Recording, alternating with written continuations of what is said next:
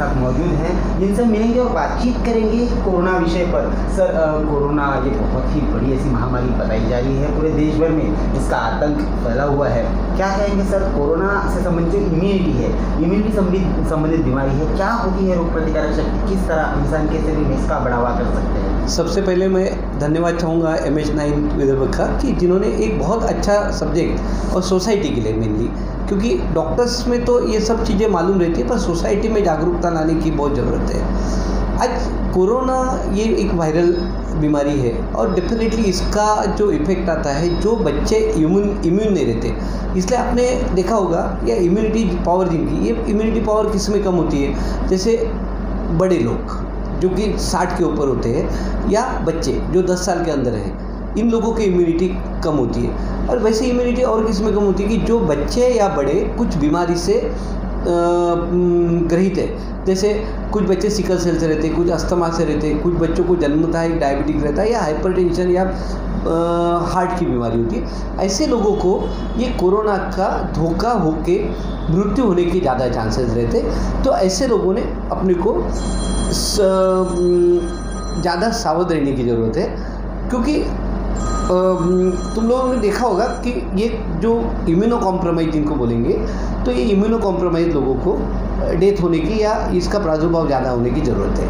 क्योंकि बहुत 80% तो ऐसे बच्चे हैं या लोग हैं कि जो कि असिम्प्टोमेटिक है, कोरोना पॉजिटिव होकर भी असिम्प्टोमेटिक है, यानी मृत्यु का प्रमाण दर बहुत कम है। इसलिए इम्यूनिटी बढ़ाना ज़रूरी है। अब मैं बड़ों की बात तो छोड़ूंगा, एज ए बच्चों का डॉक्टर तो मैं ये बताऊंगा इम्यूनिटी के लिए मदर फादर ने अपने बच्चों के लिए क्या है, इनको ऑलवेज हेल्दी फूड देना चाहिए। अब हेल्दी फूड में क्या आता है, जिसमें प्रोटीन, कार्बोहाइड्रेट और शुगर ये ज़्यादा से ज़्यादा। अब प्रोटीन का महत्व अति होता है जो कि इम्यूनिटी बढ़ाने में। अब प्रोटीन के लिए पदार्थ कौन से, मैं घर में जो जो चीज़ें अवेलेबल है वो बताऊंगा, बाहर की चीज़ें नहीं बताऊंगा।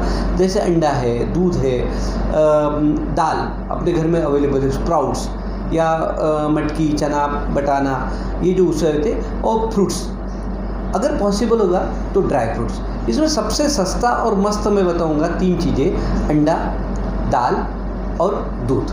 ये चीज़ें बच्चों ने खाना चाहिए।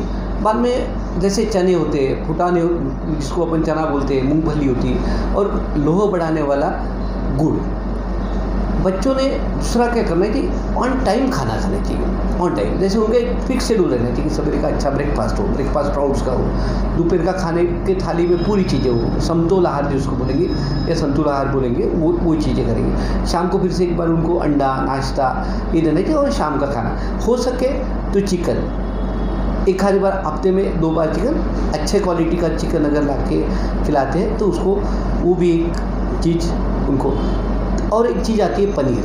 पनीर भी बच्चे बहुत चाव से खाते हैं। पनीर खाओ तो बहुत सारा प्रोटीन्स मिलता है। घर में घी होता है, अवेलेबल होता है, घी खिला के तुम उसको फैट दे सकते हैं। और शुगर, हर चीज़ में दूध पिलाते हैं तो दूध में शुगर डालना बहुत ज़रूरी है, सो दैट उनको शुगर भी मिल जाएगी। और ये खाना स्वच्छ और हाइजेनिक बनाना बहुत ज़रूरी है। और बाहर का खाना खाना नहीं है। अभी 8 तारीख के बाद लॉकडाउन खुलने के बाद हाट गाड़ी, ठेले सब खुल जाएंगे और इसमें गर्दी डेफिनेटली होनी है। वहाँ पे सोशल डिस्टेंसिंग नहीं होगा। तो मेरी पेरेंट्स से रिक्वेस्ट है कि अपने बच्चों का बाहर का खाना अवॉइड करिए। ओके सर, कोरोना इस महामारी का मानवीय जीवन शैली पे बहुत ही बुरा असर पड़ रहा है, साथ ही साथ शिक्षण व्यवस्था पे भी बहुत बुरा असर पड़ा हुआ है।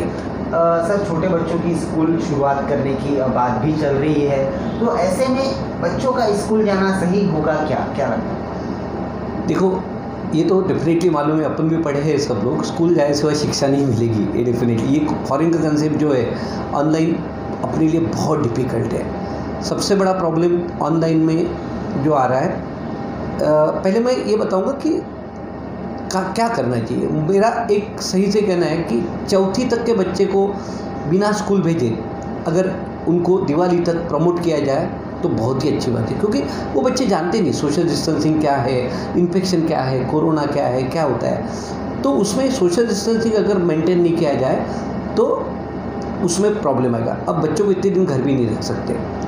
4वीं के बाद वाले जो बच्चे हैं उनको सोशल डिस्टेंसिंग का अगर अच्छा महत्व समझा के अगर स्कूल भेजा जाए तो ये पॉसिबल है कि उनको किया जाए। और बेस्ट पॉसिबल स्कूल 15 अगस्त तक खुलना ही नहीं है, क्योंकि अभी जो सेकंड पीक आने वाला है, अभी थोड़ा थोड़ा कम हो रहा है, पर सेकंड पीक जो आएगा रेंज के बाद आएगा, क्योंकि रेंज के बाद डेंगू, मलेरिया, अस्थमा, ये सब डिसीजेस, वाटर बॉर्न डिसीजेस पूरे आने वाले हैं, और उसके बाद इम्यूनिटी कम होकर कोरोना का असर ज़्यादा होने के चांसेस है। तो मेरी एक गुजारिश है कि 15 अगस्त के बाद स्कूल खोला जाए और चौथी तक के बच्चों को, नर्सरी वगैरह सब बच्चों को घर में रखा जाए। जैसे हम टेक्नोलॉजी का फ़ायदा उठाते हैं, ऑनलाइन की हम बातें कर रहे हैं, ऑनलाइन एजुकेशन, सर इसके बहुत सारे ड्रॉबैक्स है, बहुत सारे फोन से, तो क्या कहेंगे आप? यस, मेरे को सबसे बड़ा तो प्रॉब्लम है ऑनलाइन एजुकेशन में, हर घर में लैपटॉप रहना बहुत मुश्किल है, कंप्यूटर रहना मुश्किल है, उसके बाद वो रहे तो भी नेट का कनेक्शन बहुत डिफिकल्ट है।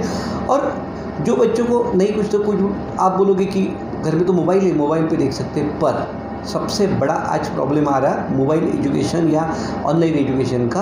आँखों पे जो स्ट्रेस आता है, वो स्ट्रेस के कारण कोरोना आई डिसीज़ करके, आई स्ट्रेन का डिसीज़ है, उसमें बच्चों के नंबर बढ़ने के चांसेस है, आँखों में अल्सर होने की ज़्यादा चांसेस है, आँख खराब होने के चांसेस है। इसलिए मैं ये ऑनलाइन एजुकेशन को पार्शियली लूँगा, कंप्लीट ऑनलाइन एजुकेशन नहीं। दूसरा, बच्चा रहने के कारण क्या होता है, बच्चों में चिड़चिड़ चालू होती है, बच्चों को डोमेस्टिक वायलेंस चालू होता है। हमने ये टाइम बच्चों ने खुद को इंड्योर किए वाले महीने में 5-6 पेशेंट देख रहे, किसी को मार लग रही, किसी को, बच्चे खेलते हैं कुछ मार लेते खुद को, ऐसी चीज़ों से, शार्प चीज़ों से ये करते, उनको स्टिचेस लगाना पड़ता। और थर्ड, सबसे ये प्रॉब्लम आ सकता है कि ये मोबाइल एजुकेशन या लैपटॉप में से ऑनलाइन एजुकेशन का बच्चा गैर फ़ायदा ले सकता। बच्चों को और अलग अलग साइट अवेलेबल है, जो साइट उनको मालूम हो कि बच्चों को कंटिन्यू खेलना, गेम्स खेलना, या कुछ गंदी जो साइट्स रहती वो अगर ओपन कर दिए तो माँ बाप तो उसके हाथ में लैपटॉप दे देंगे। लैपटॉप देने के बाद क्या करना है, उनको मालूम नहीं था मदर फादर को कि क्या हो रहा। बच्चा पढ़ाई छोड़ के ये साइट्स दिखने की चांसेस ज़्यादा है। इसलिए online education at present partially online, partially है। और स्कूल में भी ऑड इवन का जो फॉर्मूला है, वैसे 20 लोगों को आज, 20 लोगों को कल, ऐसे, और थोड़ा छोटा कोर्स करके, ये साल के लिए कोर्स छोटा करके उनका एजुकेशन होना चाहिए। सर, अगर मौसम की बात करें तो पहले ये अंदेशा लगाया जा रहा था कि गर्मी हमारे लिए बहुत ही ज़्यादा फलदायक साबित होगी, कि कोरोना के विषाणु गर्मी मर जाएंगे वगैरह वगैरह। लेकिन कोरोना निपटते से बरसात आ चुकी है, और बरसात में बहुत सारे जो बीमारी है, बहुत सारे जो शारीरिक रोग हैं, ये भी जन्म लेते हैं, आते हैं। तो हम कैसे डिफाइन कर पाएंगे दोनों को, कि किसी को सर्दी अगर होती है या सिम्टोमेटिक जो है ये एज पर कोरोना है, तो कैसे उसको डिफाइन करेंगे कि कोरोना है या ये सही है। बहुत अच्छा क्वेश्चन है कि कैसे डिफरेंशिएट करें। ये कॉमन पर्सन को अभी प्रॉब्लम आने वाला है, क्योंकि अभी सर्दी, खांसी और छाती में दुखना, निमोनिया जैसा होना, ये तो बहुत मुश्किल है डिफरेंशिएट करना। ये हम डॉक्टर्स के लिए भी डिफरेंशिएट करना मुश्किल है, तो जनरल पब्लिक के लिए तो बहुत मुश्किल है। 2 ही चीज़ें कर सकते हैं कि अपना बच्चा किसी के कांटेक्ट में आया क्या, कोरोना वाला बाधित लड़के के या आदमी के कांटेक्ट में आया क्या, ये सबसे पहले देखना चाहिए। सर्दी खांसी में थोड़ा सिंपल वायरल फीवर रहता है, उसमें टाइम मिलता है तुमको।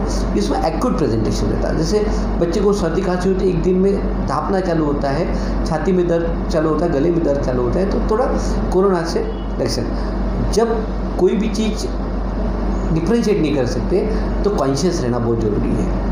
और इसमें थोड़ा बहुत भी अपने को डाउट है तो अपने नज़दीक वाले डॉक्टर को दिखाना चाहिए। ऐसा नहीं कि कोरोना से हम बाहर कैसे निकले, डॉक्टर्स को।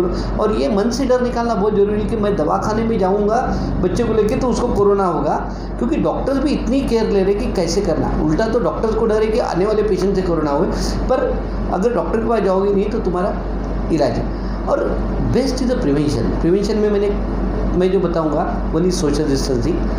बच्चों को घर में सोशल डिस्टेंसिंग सिखाओ, बच्चों को गर्दी की जगह मत लेके जाओ, अच्छा फूड खिलाओ, बाहर का फूड मत खिलाओ, सिनेमा, सोशल फंक्शन इसमें से अवॉइड करो। स्कूल में भी उसको सिखाओ, स्कूल में भी भीड़ नहीं होना चाहिए। और जो बेस्ट पॉसिबल, आजकल फ्लू का वैक्सीन आ चुका है तो फ्लू का वैक्सीन लगा दो। कम से कम 80-90% कवरेज फ्लू के वैक्सीन से हो जाएगा, तो फ्लू होने के चांसेस कम हो गए। तो फ्लू और इसमें डिफरेंशिएट करना इजी हो जाएगा। जी सर, अगर बात अगर की जाए कोरोना और डर, इसका बहुत ज़्यादा इक्वली ये है। एज ए डॉक्टर आप क्या सजेस्ट करेंगे जनता को? एग्जैक्टली आज ही मैंने एक बहुत अच्छी पोस्ट पढ़ी, जून आ गया, मई हो गया, मई और अप्रैल का एक सर्वे किया गया कोरोना और डर। अप्रैल में डर का 30% था और कोरोना वॉज 80%। आज का जो सर्वे है मई महीने का, डर का ग्राफ ऊपर चला गया, कोरोना का ग्राफ कम हो गया। भाई वो जो स्टैटिस्टिक, मैं बोलूँगा कि डरो मत, कोरोना से डेथ नहीं होती है। अगर तुम सब अच्छे से टाइम पे करो, डॉक्टर के इलाज अच्छे करो, तुम टाइम पे कोरोना डिटेक्ट हो जाए तो, और हर पेशेंट को डिटेक्ट होना जरूरी। वैसे भी इंडियंस की इम्यूनिटी बहुत अच्छी है इंडियंस की, उसके कारण कोरोना से डरो मत, उसको फाइट करो और prevention is the better. Keep distance is very important. Sir आप पीडियाट्रिक्स डिपार्टमेंट को इंटरनेशनली भी आप ये करते हैं, कोऑर्डिनेट करते हैं। तो इंटरनेशनली जो ये जो कोरोना बीमारी है, ये इंटरनेशनल बीमारी हो चुकी है और सभी तरफ से भी देश के लोग ये है। बच्चों को खास करके एज ए पीडियाट्रिक्स आप क्या संदेश देना चाहिए? मैं बच्चों को यही संदेश दूंगा कि हर घर में बच्चे को व्हाट इज़ अ कोरोना, ये अच्छे से उनको काउंसलिंग होना चाहिए। बच्चे कोरोना से साइकोलॉजिकली डिप्रेस नहीं होना चाहिए, उनके पीछे मदर, फादर और पूरी फैमिली ने एकदम एकजुट होकर रहना चाहिए कि उनके मन से कोरोना का डर निकालना चाहिए। और ये डर निकालने के बाद उनको कोरोना से बचना कैसा है, prevention is better than cure, ये सिखाना है उनको, जैसे social distancing, healthy diet, healthy life. Thank you sir. हमारे साथ आपने दर्शकों आपने देखा हमारे साथ इस वक्त डॉक्टर बसंत खड़गकर साहब थे, जिनसे हमने बातचीत की और जाना कि कोरोना से इम्यूनिटी पावर किस तरह बढ़ा सकते हैं, बच्चों की स्कूल कब तक के शुरू होनी चाहिए, ऑनलाइन एजुकेशन किस तरह हानिकारक हो सकता है बच्चों के लिए और बच्चों ने किन किन चीज़ों का ध्यान रखना चाहिए ताकि वो कोरोना से दूर रख पाए। सर आपने हमें समय दिया उसके लिए आपका बहुत बहुत धन्यवाद। थँक्यू। एक मिनिट, नागपूरहून